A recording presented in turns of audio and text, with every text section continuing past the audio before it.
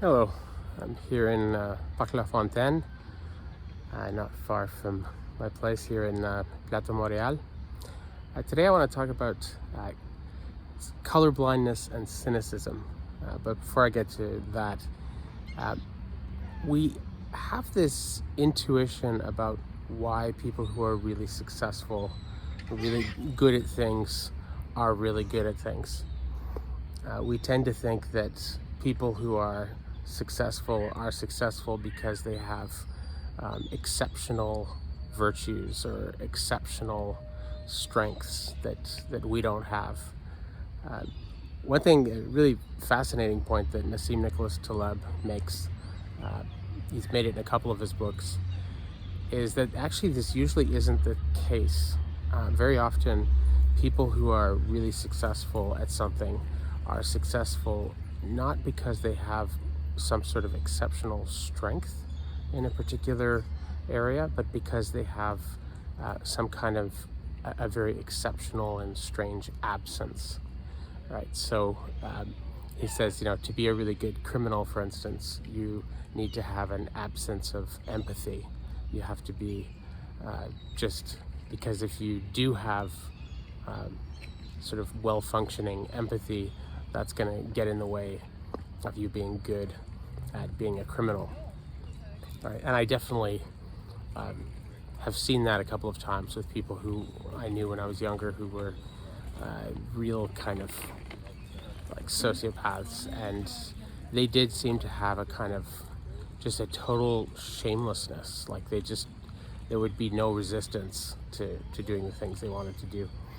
Taleb points out that this is also true with very often people who do very well in school, right? They usually, it's not so much that they're exceptionally smart, it's that they have an extraordinary absence of common sense, right? And this is because if you have a really well-developed sort of sense of how the world works, that it comes out of your lived experience and your sense, what we might call street smarts, or kind of an ability to kind of navigate situations and environments, then those intuitions are going to come into conflict with theoretical notions that you're learning about in school that are often very, very abstract and very counterintuitive, right?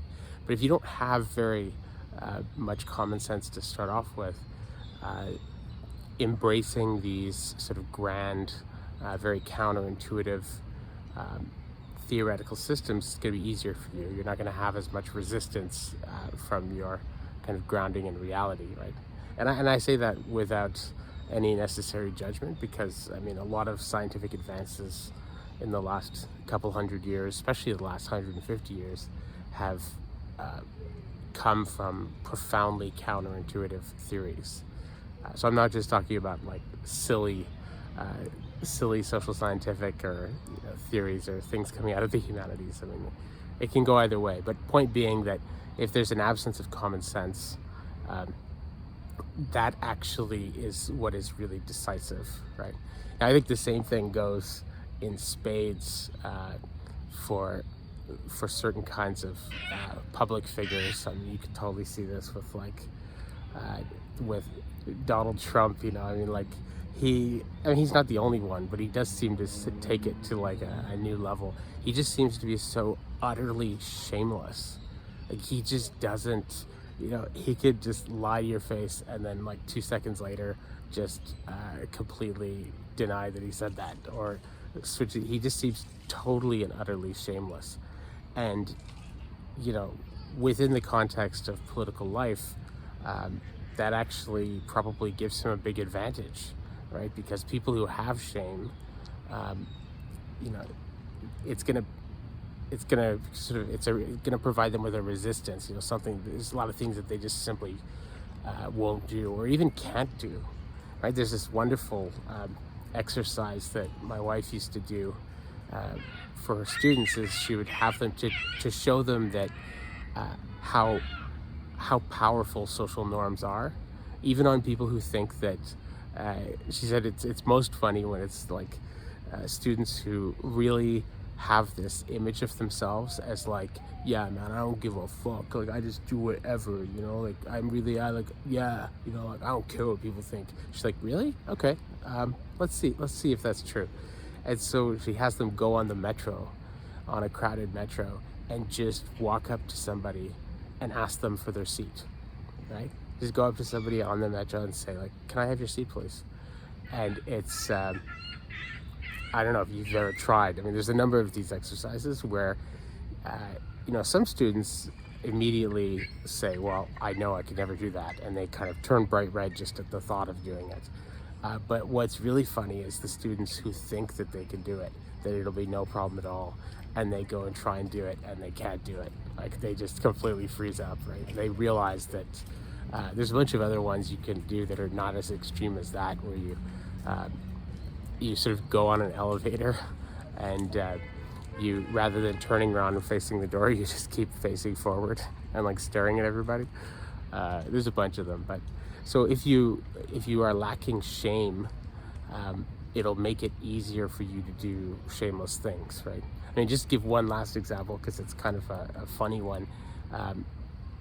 When our kids were young, and even before we had kids, like when we were in our 20s and stuff like that, my wife and I, if we had a party, if somebody got sick at the party and like threw up, right, I was always on like puke detail, like cleaning up puke, right? Not because I enjoy it.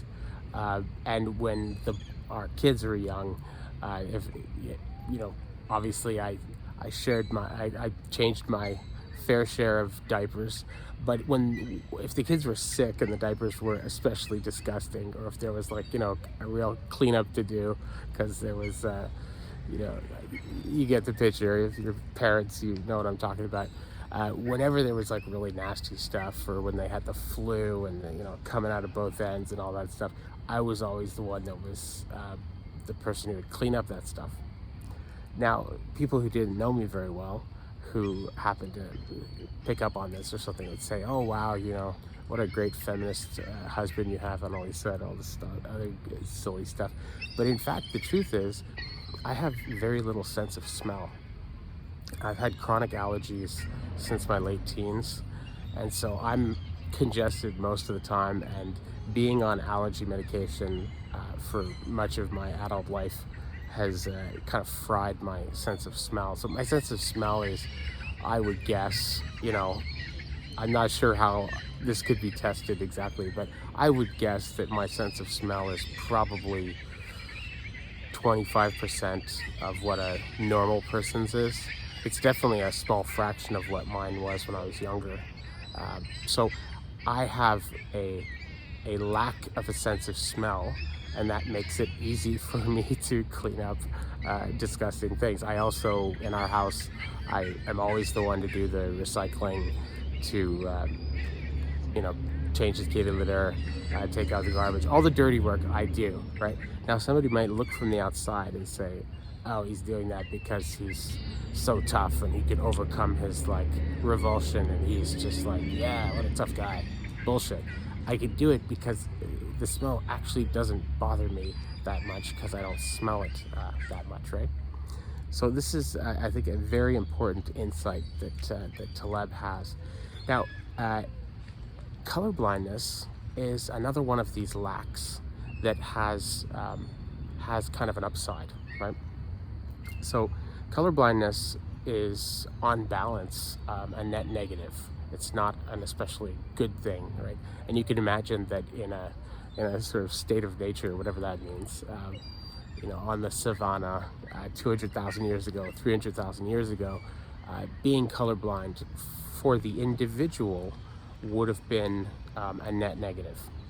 However, for the group, there could actually be some benefits, right?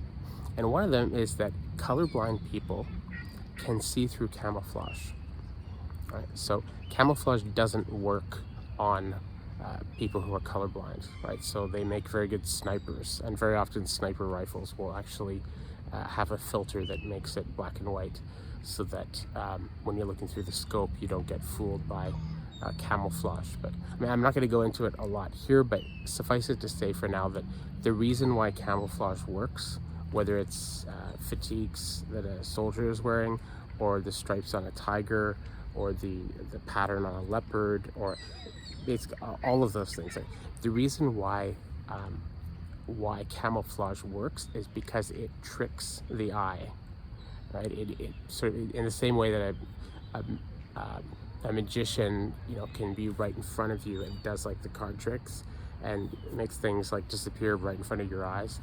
Uh, what they're doing there is they're playing with uh, blind spots, and kind of, they're sort of hacking the way in which the human eye sees. So we tend to, when we see something that is out of phase with a background, our brain just like smooths it over, right?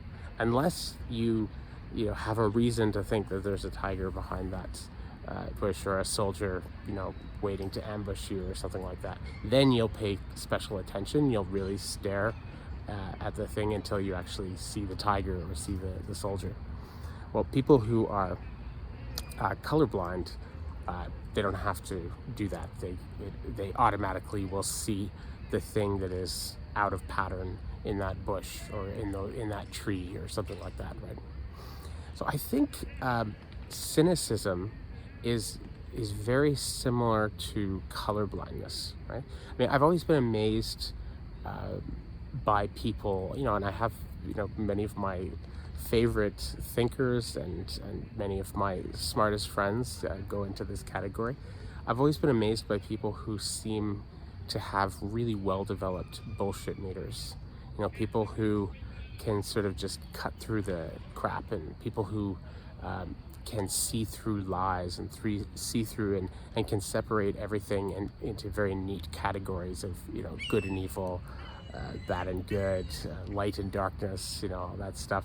I've always been amazed by people like that, because that's just not the way I see the world. That's not my default mode. But I increasingly think that people who are really good at doing that are good at doing that because of some sort of kind of emotional colorblindness. I don't know exactly how to specify it, but I think maybe it'll turn out that I know that Dean Hamer, the guy who, no relation of mine, the guy who discovered the gay gene, he's been working on for the last 15 years. He's been working on what he calls the religious gene, right? So he believes that a certain percentage of the population have a very strong genetic predisposition towards transcendence, right? So basically, these people, if they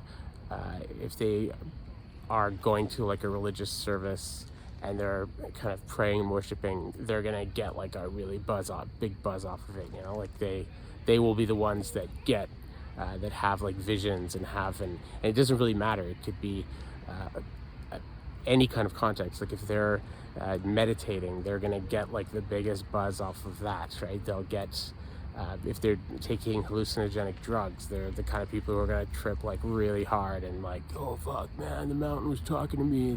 Like they just have a predisposition towards having transcendent experiences, right? And finding patterns and meaning in the world in a very profound way. Well, it stands to reason, genetic variance being what it is, that if it turns out that, let's say, a third of humans have this thing called the religious gene, which means that they're very kind of susceptible to religion and they respond to it a great deal, it stands to reason that there probably is a small percentage of people, I would, if I had to guess, I would say it's, maybe like in the range of 5%, who are the exact opposite, that have like absolutely no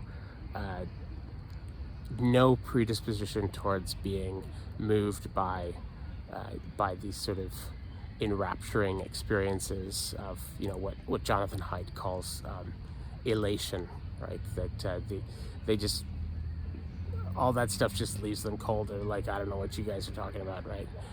They just don't have that kind of emotional response, right? Now, people like that, would be very, very good at kind of seeing through bullshit. But I don't think we necessarily need to, um, we don't need to necessarily listen to them on all things. I mean, I think they're good as a way of kind of clarifying things, in the same way that it's good to have maybe some colorblind people in your military unit or in your tribe who can like point out threats, right? I think it's good to have a couple people around who are like really, really cynical and just think everything's full of shit and stuff like that. But I don't think that they ultimately, get the last say on reality, right? Because what I've noticed is these people, they basically think everything's bullshit, right? They think like love is bullshit. They think, any kind of transcendence, any kind of spirituality is bullshit. Any kind of sense of community or connection to nature or to other people is bullshit, right? That all that's real is themselves and power, right? And it's no surprise to me that these people tend to be very attracted to certain kinds of libertarianism, the very kind of crass versions of it. But yeah, and they just sort of look at everything that most human beings or a lot of human beings find meaningful and say, "Oh, you're a bunch of fucking idiots. Like you don't know what's going on." But anyhow, I think it's a good way to look at cynicism as being sort of a function of some sort of colorblindness. But anyway, that's good for today. See you later.